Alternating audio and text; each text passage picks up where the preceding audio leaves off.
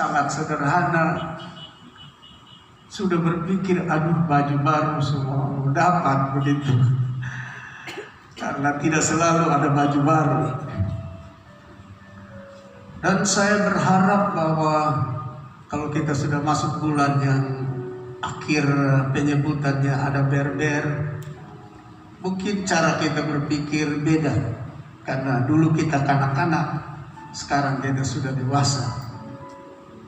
Di dalam Tuhan yang lebih kita pikirkan, seandainya Tuhan Yesus datang, are we ready or not? Apakah kami sudah siap atau belum? Sebab hari itu kami sangat rindu. Kedatangan Yesus kami sangat rindu.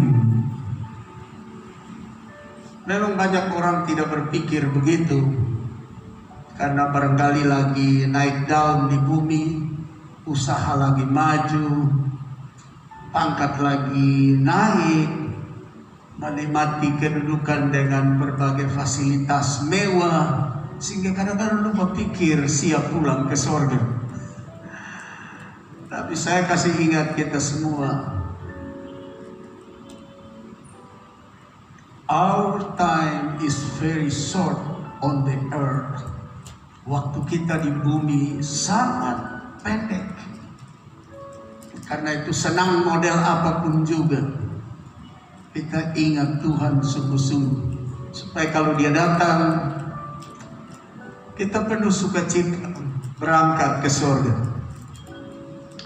Nah, sore ini saya mau baca tentang apa yang Yesus katakan di dalam Lukas pasal yang ke-18.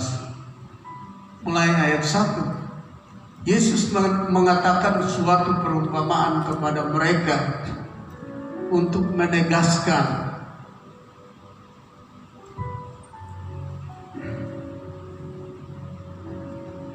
bahwa mereka harus selalu berdoa dengan tidak jemu-jemu. Katanya dalam sebuah kota ada seorang hakim yang tidak takut akan Allah dan tidak menghormati seorang pun. Berarti dia orang yang punya pengaruh dan ditakuti. Dan di kota itu ada seorang janda yang selalu datang kepada hakim itu dan berkata, "Belalah aku terhadap lawanku." Beberapa waktu lamanya hakim itu menolak.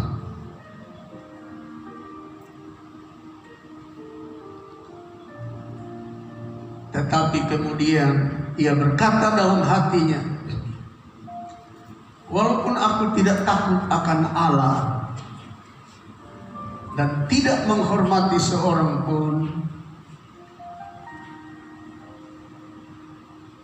namun karena janda ini menyusahkan aku." Anda garis bawahi ya.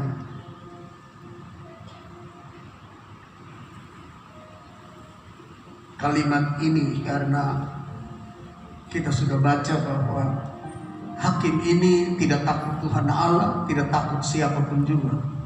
Tapi kalimat ini mengatakan dia takut sama janda ini. Baiklah aku membenarkan dia, supaya jangan terus saja ia datang dan akhirnya menyerang aku. Catat kalimat ini. Dia tidak ada orang yang lawan si hakim yang tidak takut Tuhan. Tapi pada akhirnya dia membuat pengakuan, "Saya takut dia menyerang saya." Aneh kan? Kata Tuhan, camkanlah apa yang dikatakan hakim yang lalim itu. Tidakkah Allah akan membenarkan orang-orang pilihannya yang siang malam berseru kepadanya? Dan adakah ia mengulur-ulur waktu sebelum menolong mereka? Aku berkata kepadamu, ia akan segera membenarkan mereka. Akan tetapi jika Anak Manusia itu datang, adakah ia mendapati iman di bumi?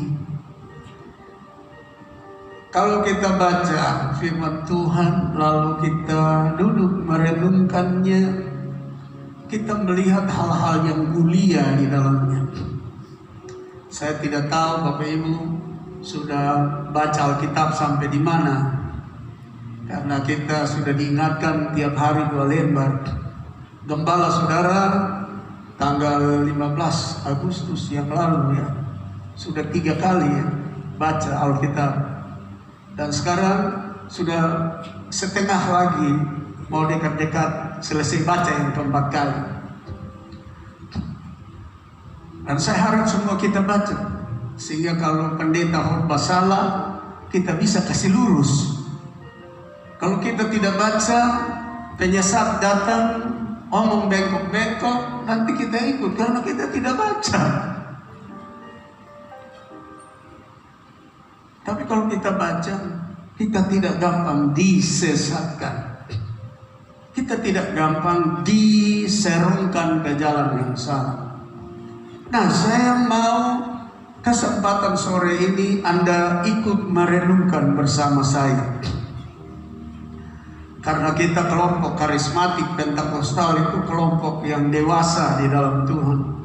Dan kelompok yang tidak sekedar mendengar, tapi melakukan dengan satu poin penting, yaitu menuturkannya kepada orang lain, menyampaikannya kepada orang lain, termasuk keluarga. Nah, Bapak Ibu dan saudara-saudara, Jesus start with a parable before He told to us about how God hear you and my prayer. Jadi sebelum Tuhan Yesus bicara bagaimana doa dan permohonan kami didengar, dia memulainya dengan sebuah perumpamaan. That parable is about prayer, non-stop, not be failed. Adalah sebuah doa yang tidak boleh berhenti dan harus berada dalam ketidak henti-henti berdoa atau tak jemu-jemu. Karena Yesus berpikir dan harus sampaikan kepada kita betapa pentingnya doa. That is the Lord Jesus Christ affirmed that praying is very important. Di dalam pikiran dan hati Tuhan Yesus, betapa pentingnya doa. Nah, sekarang kita lihat dulu. Mengawali sebuah perumpamaan, Tuhan Yesus menegaskan bahwa doa sangat penting. Sekali lagi, once again, I tell you, starting of parable, the Lord Jesus affirmed that prayer is very important. Doa sangat penting. Itu dibuktikan dan dinyatakan dalam bacaan kita ayat yang pertama. Yesus mengatakan suatu perumpamaan kepada mereka untuk menegaskan, to confirm, bahwa mereka harus selalu berdoa dengan tidak jemu-jemu. They must pray out to pray and not lose heart or not bored.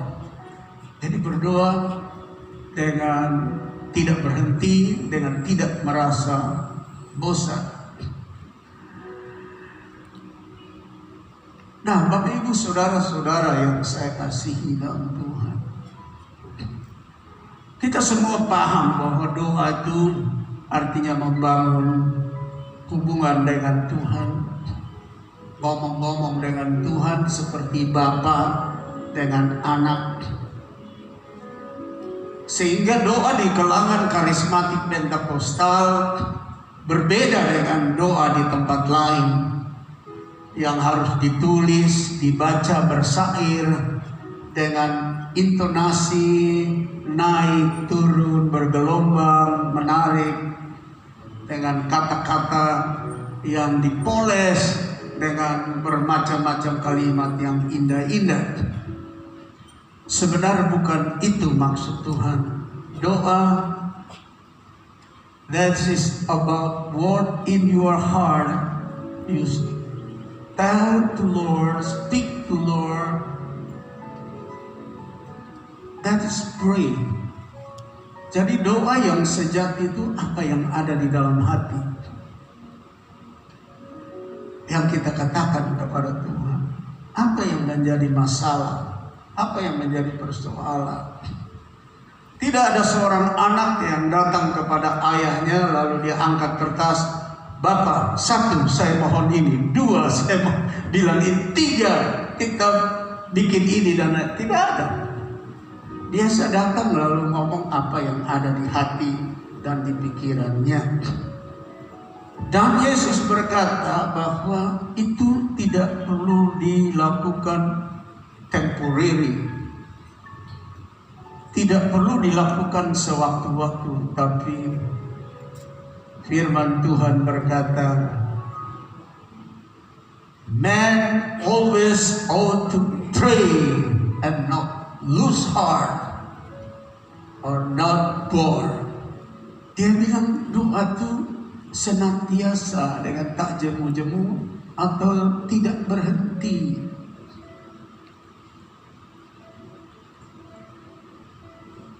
Kalau melihat kalimat ini, Bapak Ibu Saudara-saudara, maka kita dapatkan bahwa yang Yesus minta doa menjadi lifestyle atau gaya hidup. Sehingga dalam gerakan model apapun, gerakan itu adalah doa. Waktu tidur pun nyenyak, tetap kita ada dalam berdoa. Sebab kalau orang sudah jadikan doa gaya hidup, biar dia tidur nyenyak. When some people, the Jews praying is their lifestyle. When he sleep, his soul, his heart pray without he realized that he's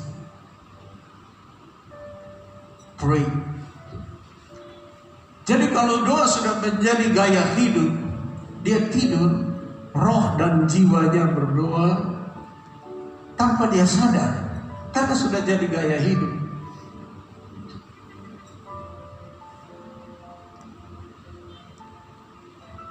Contoh sederhana begini, saya tidak tahu sekarang, tapi mungkin masih berlangsung. Kalau seseorang mau dioperasi, kalau mendengar bahwa dia akan dikasih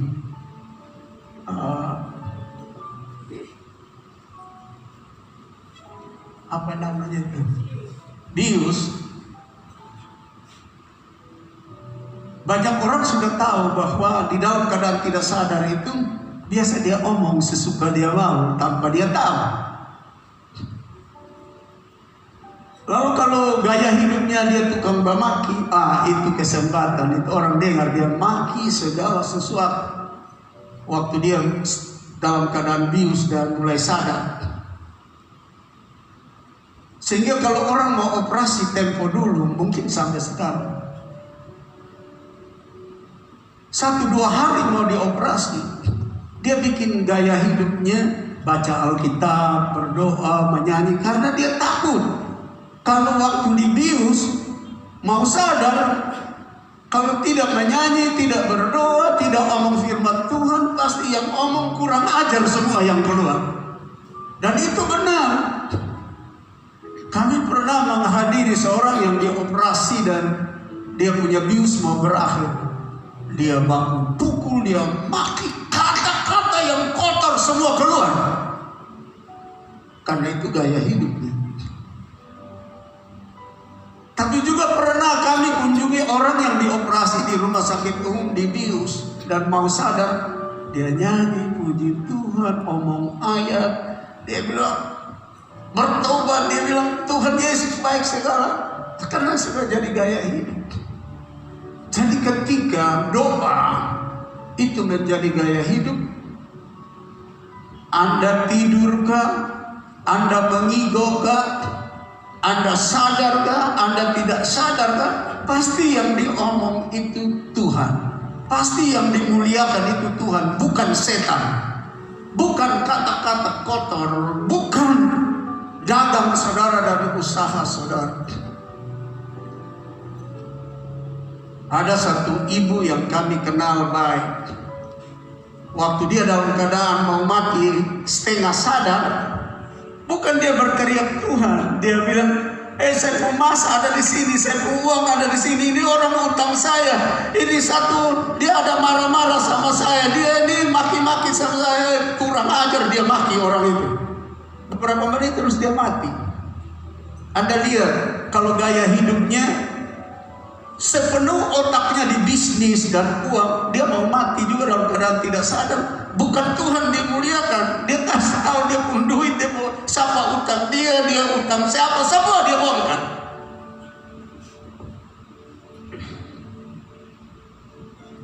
Beliau sudah almarhumah, tapi jadi kenangan bagi kami untuk kami ingat bagaimana kehidupan lifestyle kita tidak rohani, tidak tetap berdoa, tidak tetap menyanyi, memuliakan, mengagungkan Tuhan. Karena itu Bapak Ibu Saudara-saudara, kalau kita kumpul berdoa, menyanyi seperti ini, buka suaramu, nyanyi dengan kencang. Kalau bila kita berdoa, buka suaramu, mari kita berdoa dengan kencang, menjadi gaya hidup kita. Sebab Tuhan bilang, berdoa dengan tidak jemu-jemu. Lord speak to us as a command. You must pray always. Tuhan sampaikan sebagai satu ketetapan dan perintah, kita harus selalu berdoa. Nah, setelah Tuhan kasih tahu ini, Tuhan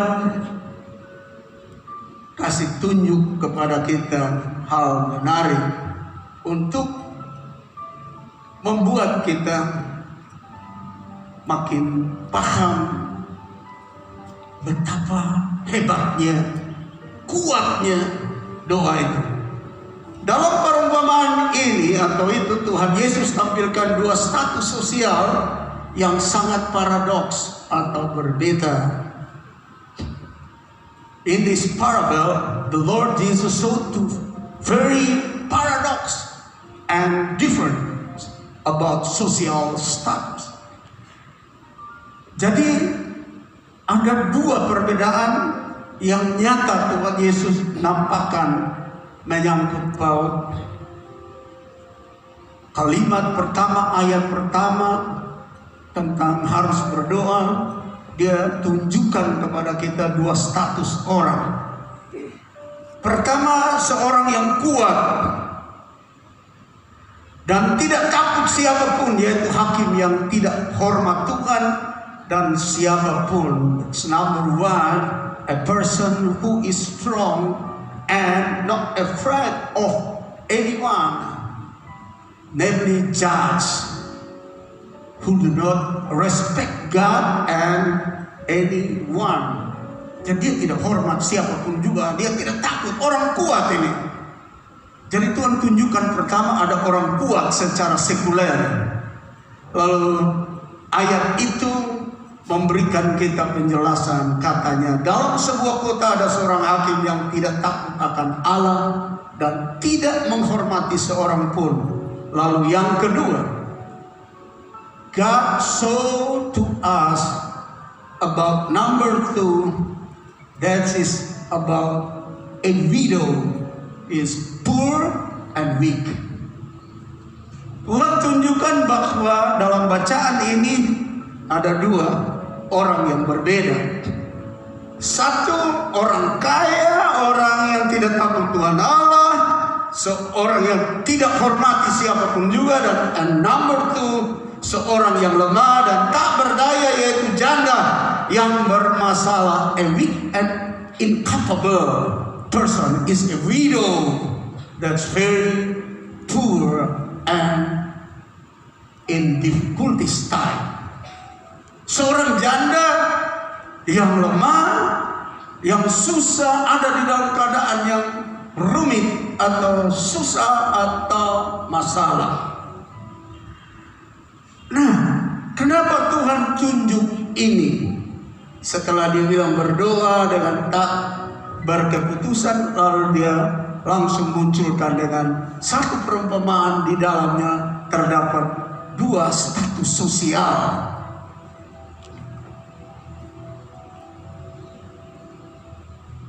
Mari kita ikuti terus. Saya waktu membacanya dan saya lihat benar-benar sebuah pelajaran yang menarik buat kita. Ayat 3, dan di kota itu ada seorang janda yang selalu datang kepada hakim itu dan berkata, belalah aku terhadap lawanku. Nah, kata dalam ayat 3 ini yaitu selalu datang, tak jemu-jemu, tidak pernah bosan, burnout, tidak pernah bosan, tidak pernah jemu-jemu. Ia datang kepada orang secara sekuler, kaya, tidak takut Tuhan Allah, tidak takut siapapun juga, punya pengaruh besar. Nah, Bapak Ibu Saudara-saudara yang saya kasih dalam Tuhan Yesus, dari 2 status sosial ini, mari kita melihat hal menarik. Seseorang yang punya status sosial lemah, tak berdaya, yang datang terus-menerus, tidak berhenti. Janda yang lemah dan tak berdaya menaklukkan hakim yang tidak takut Tuhan, dan siapapun mengakui bahwa ia harus memenuhi keinginan janda itu. Jika tidak, ia bisa menyerang saya. Kita lihat ayat ini. Beberapa waktu lamanya hakim itu menolak, tetapi kemudian dia berkata dalam hatinya, walaupun aku tidak takut akan Allah dan tidak menghormati seorang pun, namun karena janda ini menyusahkan aku, baiklah aku membenarkan dia supaya jangan terus saja ia datang dan akhirnya menyerang aku. Mari kita lihat perbedaan dari 2 status sosial ini.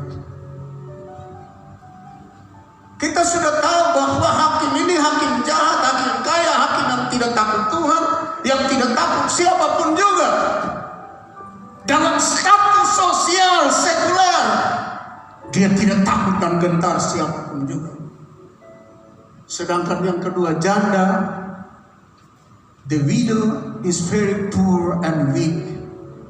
Janda itu adalah sangat miskin dan lemah, tidak berdaya dalam pandangan sekuler. Tapi Anda bisa melihat kekuatan yang ada pada dunia sekuler dan orang yang diumpamakan Tuhan, yang adalah doa yang tak pernah berhenti-henti. Walaupun secara jasmani Anda lemah, tidak berdaya, dan barangkali ada di antaramu orang yang paling kuat dan paling hebat, tapi tidak datang terus-menerus di hadapan Tuhan, suatu waktu akan membuat pengakuan seperti ini. Hakim yang kejam, jahat, kaya, sehingga dia tidak hormati siapapun juga termasuk Tuhan Allah. Dia berkata begini, namun karena janda ini menyusahkan aku. Kan tidak masuk akal. Masa orang lemah menyusahkan orang kuat, menyusahkan orang kaya, menyusahkan orang yang tidak gentar dengan siapapun. Lalu dalam perumpamaan ini mengatakan bahwa janda ini menyusahkan dia. Lalu saudara baca kalimat yang berikut, supaya jangan terus saja ia datang dan akhirnya menyerang aku. Sebuah pernyataan yang sebenarnya tidak masuk akal dan tidak masuk logika. Tuhan saja dia sudah tidak takut, siapapun juga dia tidak takut. Tapi sikap janda yang lemah dan miskin ini membuat dunia sekuler, hakim yang jahat ini membuat pernyataan, jangan sampai dia menyusahkan saya, jangan sampai dia menyerang saya. Kan ini pernyataan yang aneh, tapi ini pelajaran saudara. Betapapun kesukaran dan kesulitan ada di sekeliling kita, yang sebenarnya secara manusia kita tidak bisa lawan. We cannot again and war to fight them. But when we come, always every day, every hour, come to the Lord and ask Lord to help us. Tetapi jikalau kita datang kepada Tuhan seperti janda ini untuk meminta pertolongan, meskipun kita tak berdaya, kita akan dibedakan dengan orang secara sekuler, punya kekuatan, punya kehebatan, punya pengaruh, punya wibawa dunia sekuler. Dan dunia sekuler akan membuat pengakuan bahwa perempuan yang datang terus menerus, janda miskin dan lemah, a widow is very poor and weak, make trouble to me, and the last he fight me. Anda lihat pengakuan itu. Sebenarnya ini konteksnya mengenai kuasa doa. Ketika kita datang terus menerus kepada Tuhan,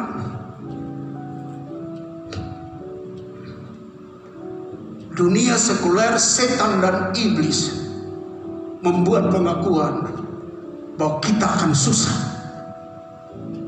membuat pengakuan bahwa orang yang datang terus menerus kepada Tuhan akan membuat kami tidak berdaya.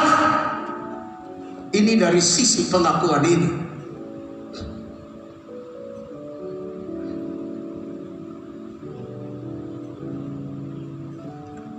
Oleh sebab itu Bapak Ibu saudara-saudara, we must have a constant habit of coming to the Lord, for He solely hear our prayer, hear our plea.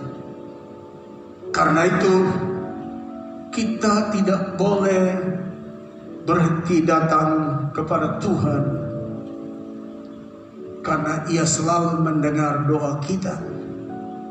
Because the currency in the Father's heart is love.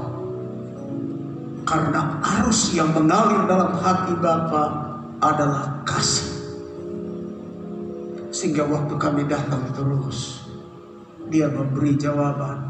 Lalu kalau saudara baca bagian ini, Dia bilang hakim yang jahat saja, yang tidak hormati Tuhan, yang tidak hormati siapapun juga, yang tidak suka dengar siapapun juga, bisa melakukan sesuatu yang baik kepada janda yang miskin dan lemah.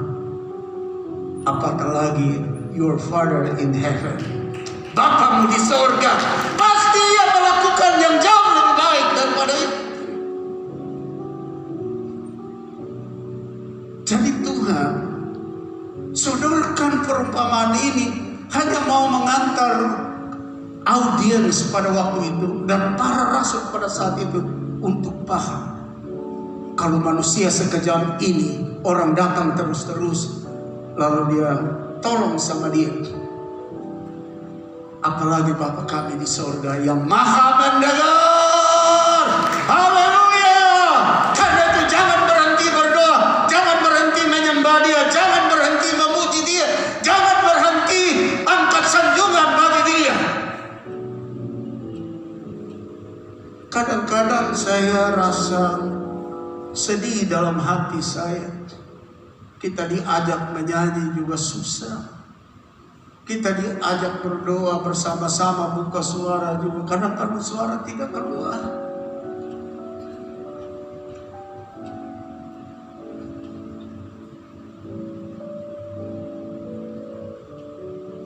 Padahal, because the current in the Father's heart is love. Padahal arus yang mengalir di hati Bapa itu adalah kasih. And when we come and non-stop come and ask, tidak berhenti datang dan minta. Kalau hakim yang jahat bisa menolong, why God not help you and answer your prayer? Mengapa Tuhan tidak mendengar saudara dan saya dan jawab doa kita?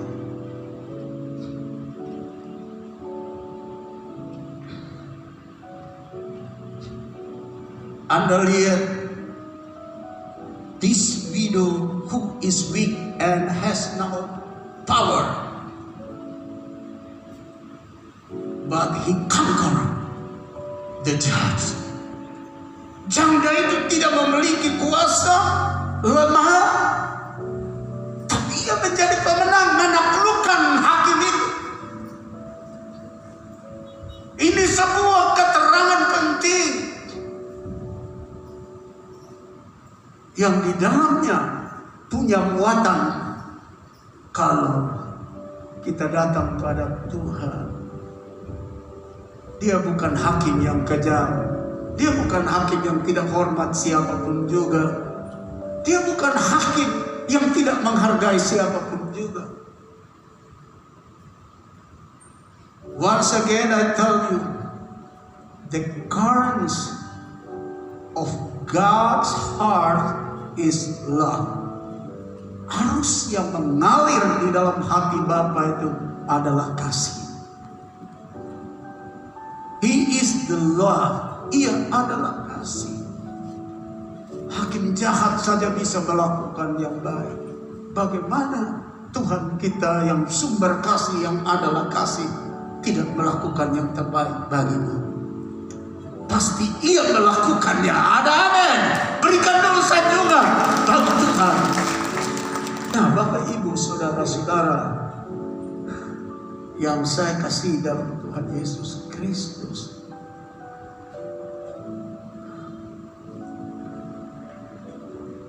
ayat yang ke-6 kata Tuhan, camkanlah apa yang dikatakan hakim yang lalim itu.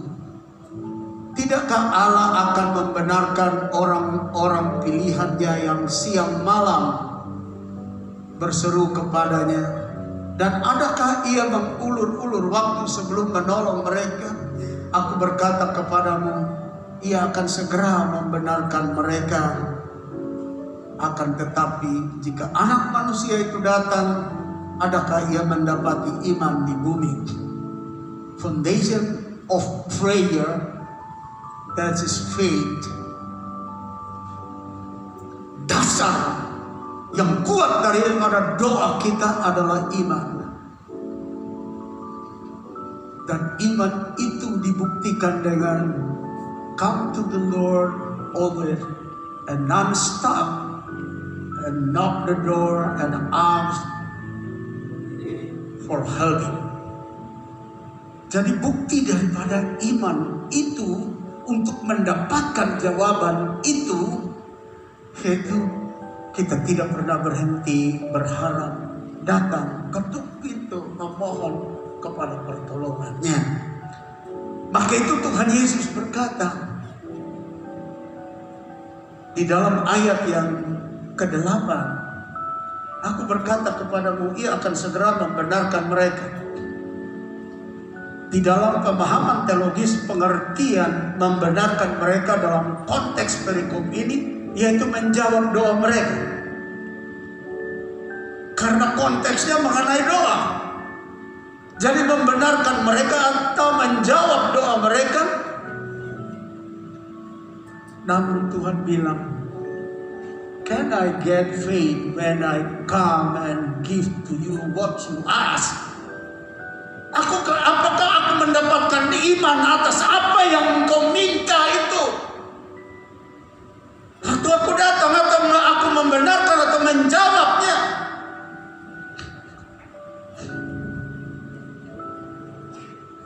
Firman Tuhan di bagian yang lain mengatakan, apa saja yang kamu minta dan percaya bahwa Allah Tuhan telah memberikannya, maka engkau menerimanya. Nah, minta dan yakin bahwa engkau terima, itulah iman.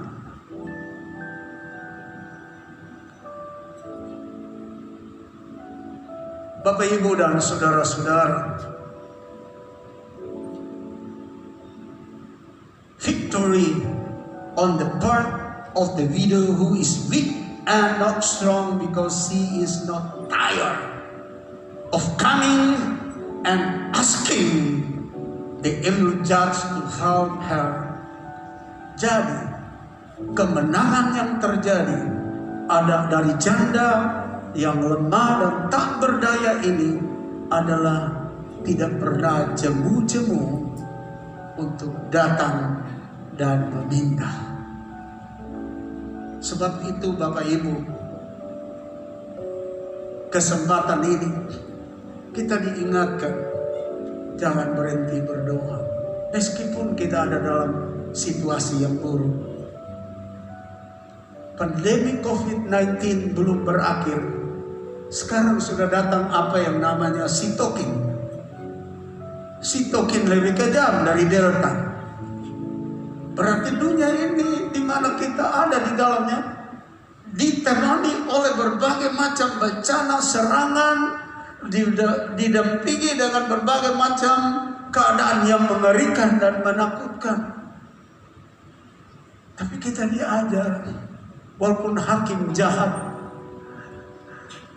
dan tidak pernah hormat seorang pun tahu menjawab permohonan. A widow is very weak and poor. Bisa menjawab seorang janda yang tak berdaya dan lemah, miskin, tidak punya pengaruh. Our God is very best. He is best friend. Current in his heart is the love. Dia Tuhan, sahabat yang baik, sahabat yang dekat. Dan di dalam hatinya ada aliran yang disebut kasih. Jangan takut, datang kepada Dia. Pasti kita ditolong di tengah kesukaran ini. Berikan sanjungan terbaik bagi Dia. Mari kita bangkit berdiri. Dengan baik-baik. Victory on the part of the widow who is weak and not strong because he is not tired of coming and asking the evil judge to help her. Kemenangan di pihak janda yang lemah dan tak berdaya karena ia tidak jemu-jemu datang dan meminta kepada hakim yang jahat itu untuk menolongnya.